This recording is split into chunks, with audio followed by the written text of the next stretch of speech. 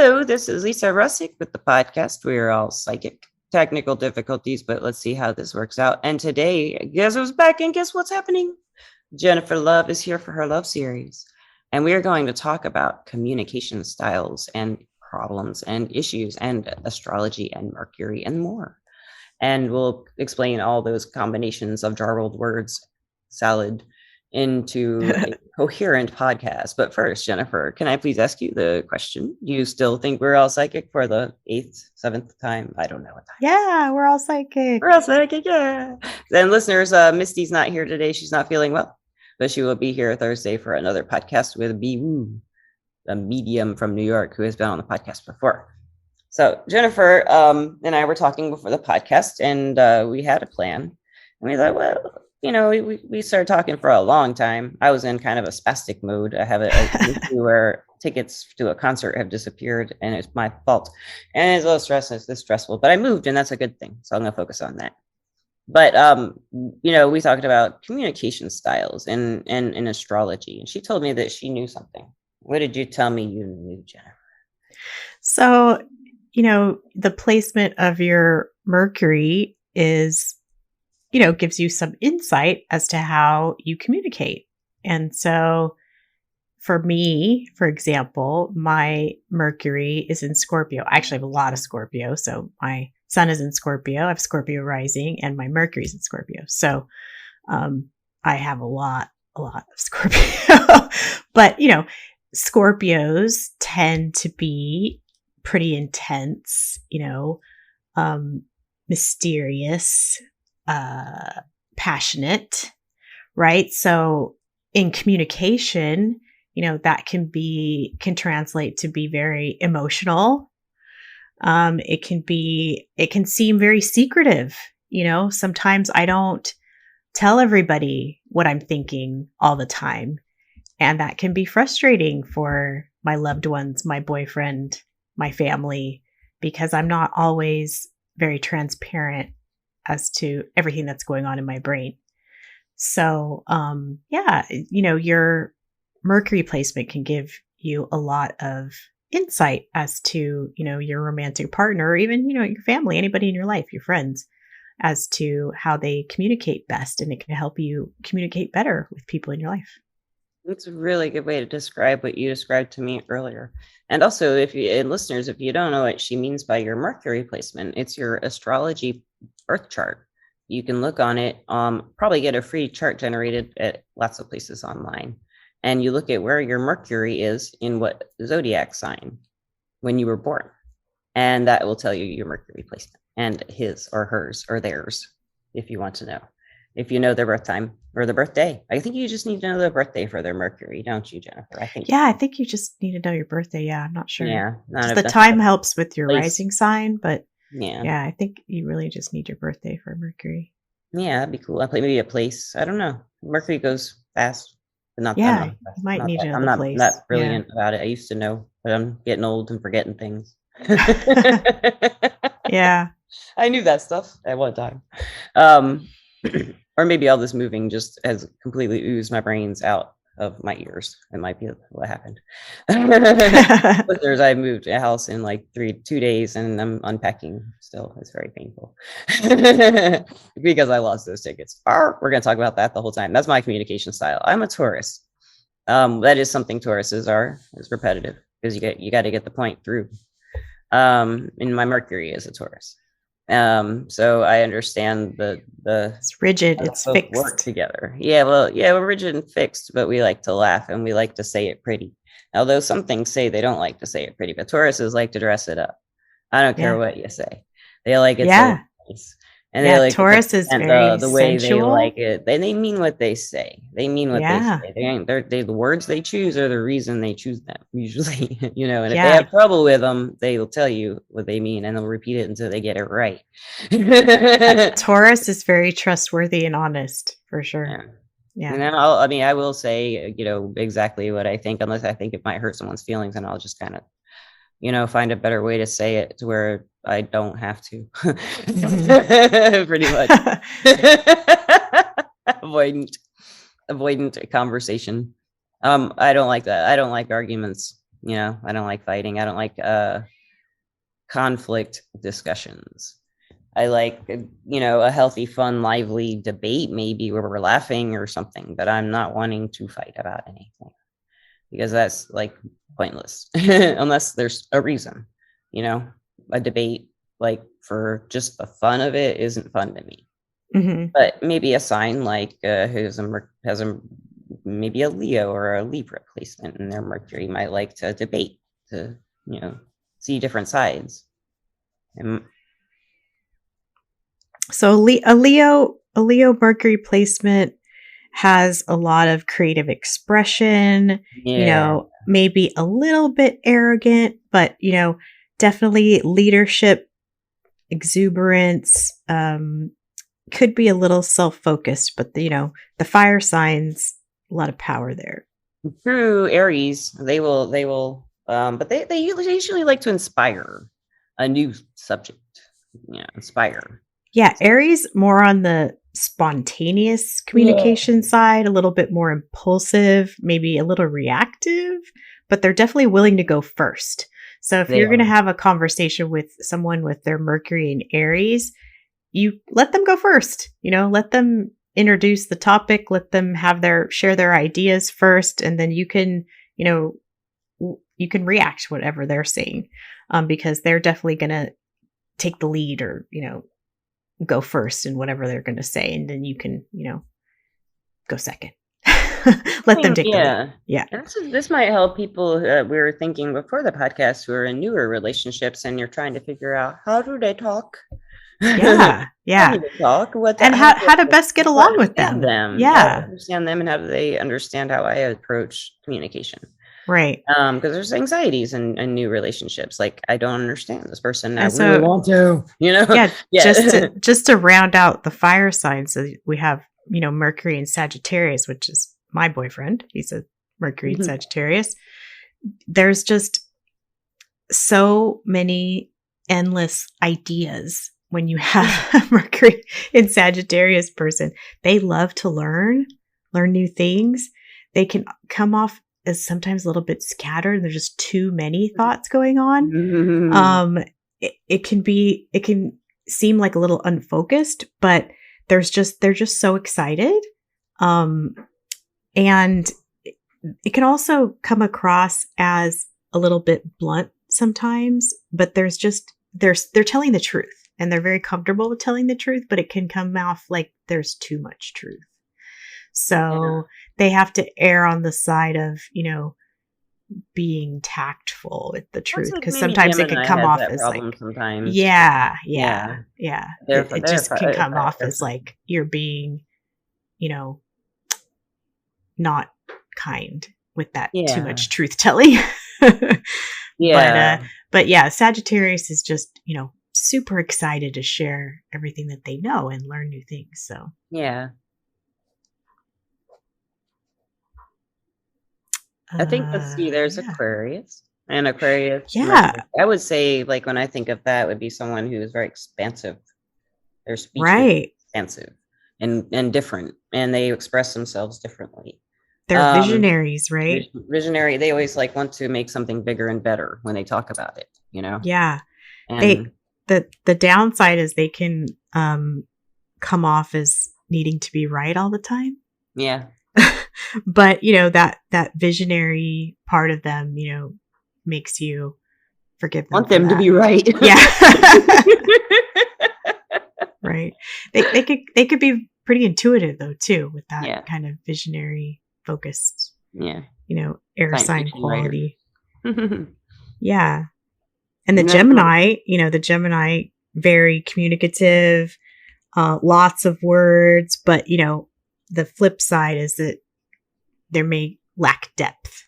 Yeah, or they I've noticed some like that. I can see that. And perhaps like times when they change their mind too often, like they have a hard time with like sticking with a like conversation style. Maybe they're one way with one person and one way with another person. They're more receptive. Like you were saying, somebody was reactive. I can't remember which sign you were saying was more reactive. Aries, yeah. Aries, yeah. So I was thinking that might be like something more like Gemini can be both, the Yeah, with that and dynamic. dual twin-sided kind of Yeah. nature that Gemini has. Depends on Yeah. who they're with. They can Yeah. do what Yeah. needs to be done to keep everybody lively and happy. Usually that's what they want. Or on the downside, they do like to have, a feeling of control over themselves and others, but on an like energetic level, kind of, Hmm. you I know, think they like that mental stimulation though too, not wanting to be they do. bored. You're Yeah. right. They don't like to be bored. They might Yeah. even worry just to avoid being bored. That makes sense. That's Yeah. one way to understand how they communicate if they're worriers and Hmm. talk about their So worry. the Mercury in Libra, this person, wants a lot of harmony and balance. It's a very loving voice though. Yeah. Um, and, but, too much, harmony can lead to codependency. Yeah. So they have to be aware of that. And you have to be aware of that as their communication partner and kind of bring things to kind of a state of meditation or, just Yeah. awareness that, Yeah. you're not going to go to that extreme of trying to balance everything out just to kind of please the other person. People Yeah. pleasing. You don't want to get into people Totally. pleasing. Yeah. Um, And I so think of yeah, that's kind of Cancer, flip like side. Cancers would really express their emotions well, but then they might get kind of volatile sometimes if their emotions are, out of control. They usually Yeah. contain their emotional reactions, but if like some Cancers I've known have been raised that they can't express themselves emotionally, then when they're older, it's hard, you know. Yeah, they're so sensitive. They somehow might have issues being vulnerable. So Yeah. that's the problem with the Mercury in Cancer is that, they're very nurturing and it's almost nurturing with other people, but they sometimes lack that same awareness with themselves. So they can't Ooh. be vulnerable with their Yeah. own emotions or with Yeah. their own feeling. But they're, totally willing to do that for other people, which is a Yeah. really interesting dynamic. It's kind of being that caregiver, but not caring for Yeah. yourself. Yeah. Yeah. Talk badly about themselves or put themselves down Yeah. to people Yeah. feel lifted. Yeah. JB with jokes or even, yeah. Yeah. What's a Virgo? The Virgo, really has a lot of precision to their words. They're very clear. They have a good vocabulary most of the time. They have mastery, but, on the extreme end, again, they could be a little critical sometimes or judgy. Perfection. Yeah, perfectionist. If you So, say something, they'll be sure that their interpretation of it is correct. Because there's something about the way you're talking about this for the podcast too, like the way we understand, like me, myself, and I, all three of us, understand, like, let's say a phrase or like trying to think of something really random. Um Maybe I associate apples and oranges, that phrase, like different like apples and oranges, mhm, differently than you do, Jennifer. mhm, And so if I were to say to you, like, I'm comparing apples and oranges when I look at, you know,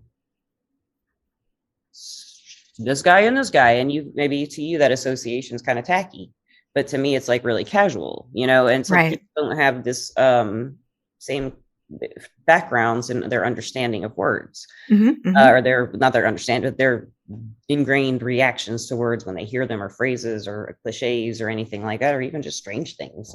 Yeah. Yeah. Everybody has their own associations with words that other people use that the other person doesn't know they have those associations, and maybe they don't that they have those associations that are different from the person saying them. Mhm. So that's like a language barrier in and of itself. So I feel like that would be like in line with Cancer too. They are never I think I feel Scorpio I think suffers this. It probably as a speaker too, or as a communicator. They're very misunderstood. I've noticed that with Scorpios. People don't understand them when they talk. They're saying what they mean usually, or they're trying to put it in a way to where everybody's okay with what they said. They're explaining themselves. And they're just not understood for what they're really saying, is what it looks like. Um, from my outside perspective, knowing people with that placement, Mm-hmm. they're misunderstood in what they say and the way they present themselves all the time.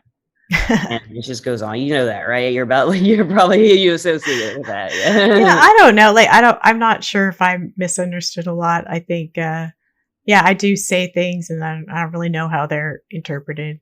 I think sometimes I can come across as harsh, and I don't mean to. But yeah, I think that's the only way I really feel like my words get misinterpreted. Yeah. Yeah, I don't know. I can imagine, like, I've never heard you be harsh, but I just can't imagine, like, maybe your idea of harsh is like you. Your angel voice comes out and you start singing. Like, oh my gosh, it's scary. That might scare some people, I guess. I don't know.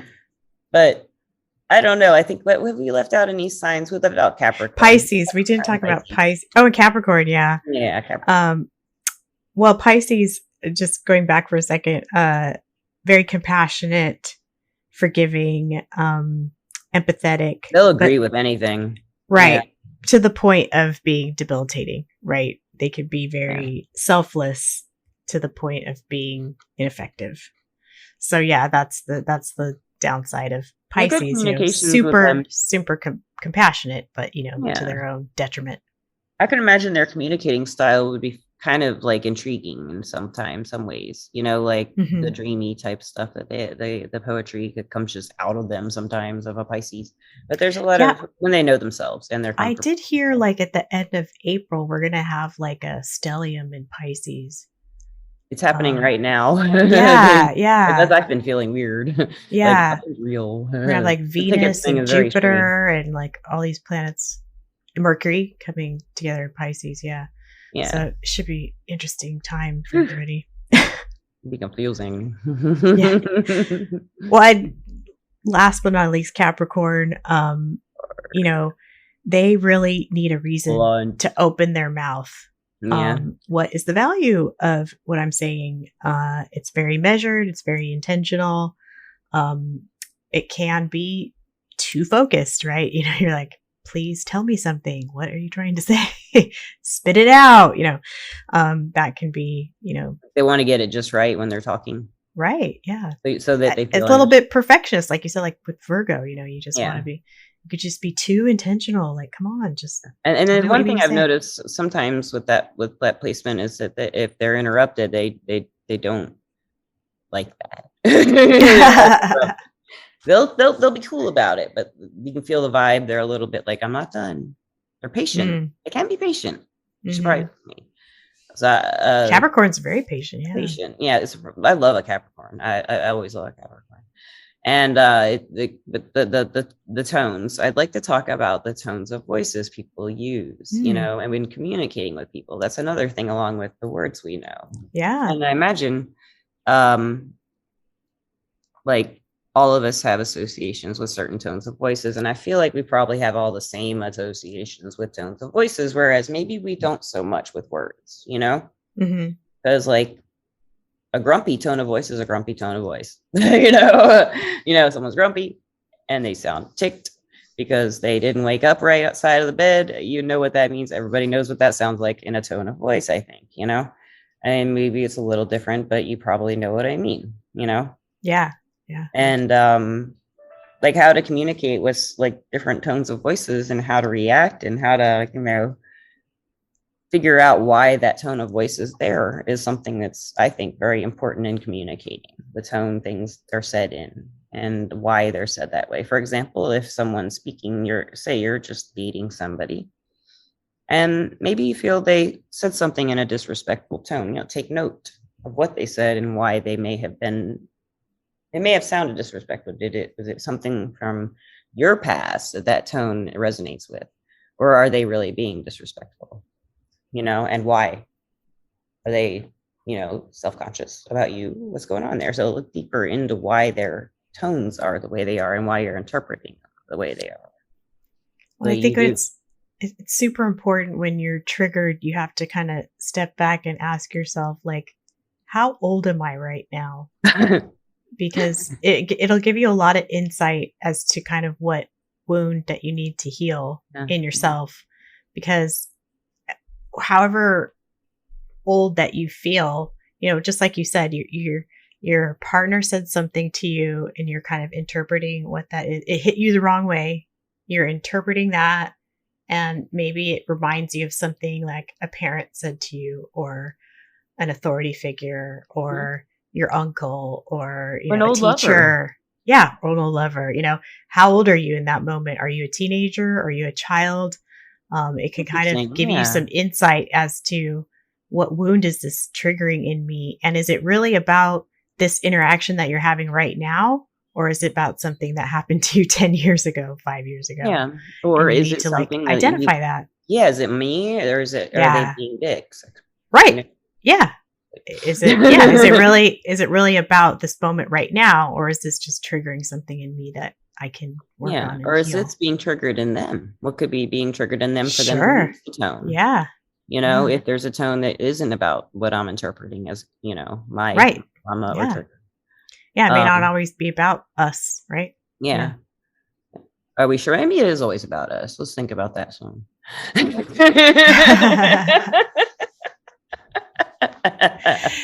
I have to say I'm usually the one that's triggered, so it's usually about me, but yeah.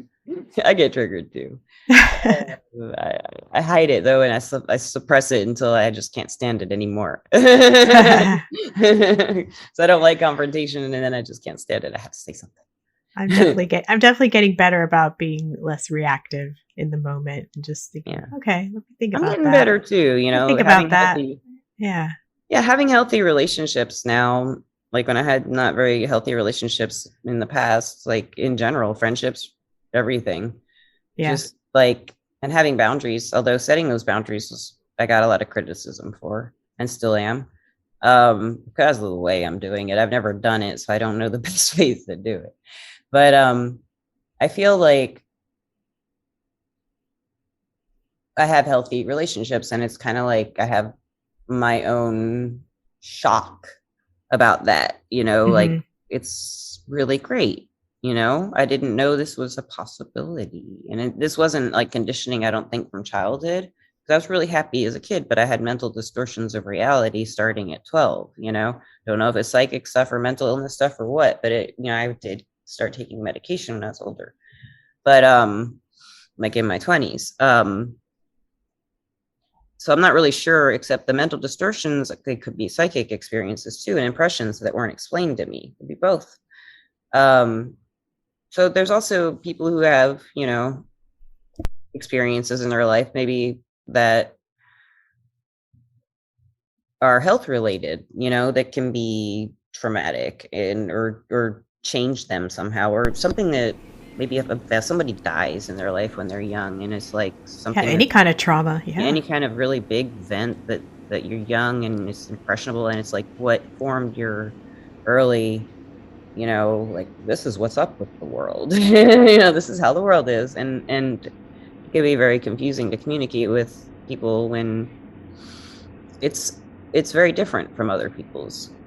Yeah, even your family dynamics can affect your communication. Yes. Like, what if you had, brothers and sisters who never let you talk, and you were always silenced that way? Or, what if everybody left it? What if you were the oldest sibling and everybody left it to you to communicate for everybody else? And so you always felt the burden of communication. Yeah. So your family, Or what if you're the only child? You had no one to talk to. Yeah. So your family dynamic has a lot to do with how you communicate as well. Yeah. It's true. And I don't mean to sound, elitist, but your education has a lot to do with how you communicate as well. If you don't feel confident in how you communicate, that can have a lot to do with how you communicate as an adult. If you don't feel like you communicate well, you don't feel confident in how you talk or your word choices. Give people that confidence in speaking their, like, really how they, because I know a lot of people who aren't very confident, and a lot of it comes from not being really able to quickly come up with what they want to mean to say, and they have maybe been misunderstood in the past for being not as quick, or maybe just told what they were thinking because they weren't as quick to say, be able to capably form what they wanted to say.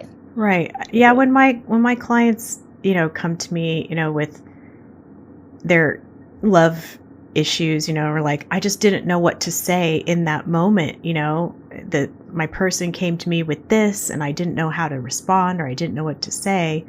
And my response always is, well, you don't have to respond. Yeah. You don't always have to respond to whatever the, question is in that moment or whatever the big dramatic statement is in that moment. Just because someone is posing, a question to you or a statement to you doesn't mean you always have to respond immediately. You have the time to think and respond, especially with text messages. Don't respond right away just because you feel like you have to.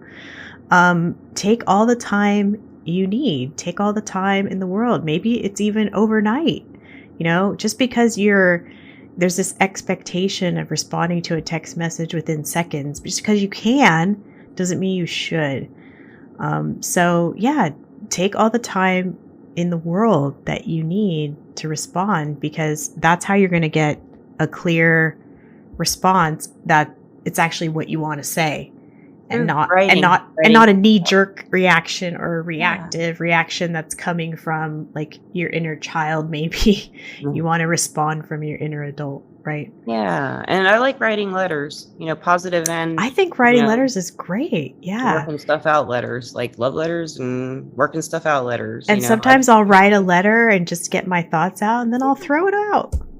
Yeah. And then it just helped me get my thoughts out, and then I can like have a conversation. You can put some stuff in there about like what they did. Yeah. Throw it out. I have a lot of journals. Like I journal a lot just to like help myself with my own thoughts. But no one sees those journals. Like they're just mine. So yeah, it's not really about, who's going to read it or interpret it or, whatever. It's just about, it helps me. You go back through them, right? And look at them. I do, yeah. I mean, too, especially my dating journals. My dating journals helped me a lot. I wrote about every single date I've ever been on. Feelings and stuff. And yeah, well, it's mostly about things I've learned about dating that I've just gone, I learned this and I learned that. And I learned this about myself and I learned this about men and I learned this about dating. And then all of these things I've kind of, now I give advice about it because I've learned all this stuff over 10 years about, all this stuff that I personally went through dating. Yeah. As a clairsentient or a clair everything angel intuitive. Yeah. So that's also that little icing on the cake and the cherry too. Right. Well, I mean, that's obviously like why I do what I do, because I like to you really can do help people in this area. Yeah, for sure. You can do it on a practical level and on a spiritual level, and it's really good stuff. Yeah. It helps people a lot. And I've said this, I think, on every love podcast. You've given me a lot of insights and good advice into the dating world and the dating pool as it is now in 2022 on April 26th. A day where before the podcast, I was really scattered and she was really tired. But things have changed and we're evened out, because that's how the energy works sometimes. Yeah. Being friends. Although you look like you're getting a little tired again. No, it helped me a lot. It helped me a lot too. It's really cool because when you're sitting by that white wall the whole time I've been talking, I don't see auras much, but I've been able to see yours moving around.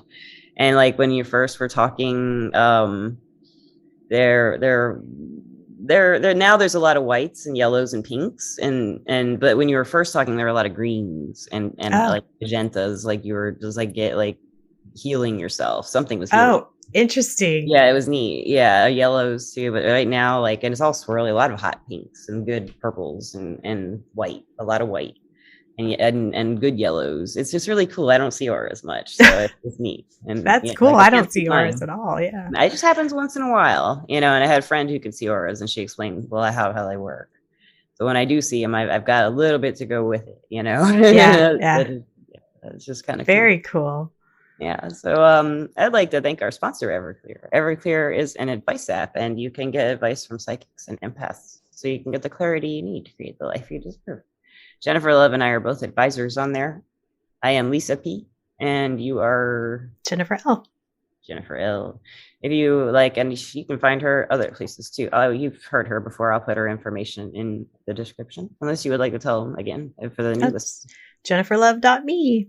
Yeah, she's all over the place. She does this great stuff on Instagram. She helps women like build their images, their body images, their self images, their self love. I highly recommend like checking that out because I think that's like we did the first podcast in her series on that, loving yourself. And then you can get it. And listeners, I'd like to thank you as always for listening. And Jennifer, thank you again for being a guest Thank you. again. And we'll come back next month. Yeah. Good Misty can join us and talk about keeping the spark alive. Yeah. Maybe we'll do that. And I guess that will be all for tonight, guys. And go love somebody and talk to them about it. Tell them you love them. If they don't say they love you back, it's because go look up their zodiac Mercury sign. Maybe that's why. Or maybe you said it wrong. Just kidding. Because some people say I love you in weird ways. You know, they don't understand why you said it that way, and they might, think something about it. So if you say it, say it like you mean it, because you do. It's never a bad time to say I love you, unless you're trying to manipulate someone out of something. I consider that not a good idea. And yeah. So enjoy this. I think we have one more podcast coming up, and then I'm going to celebrate my birthday and disappear for like a couple days. But listeners, we will be back with Misty on Thursday, and thank you again for listening. Peace out. Goodbye. Bye.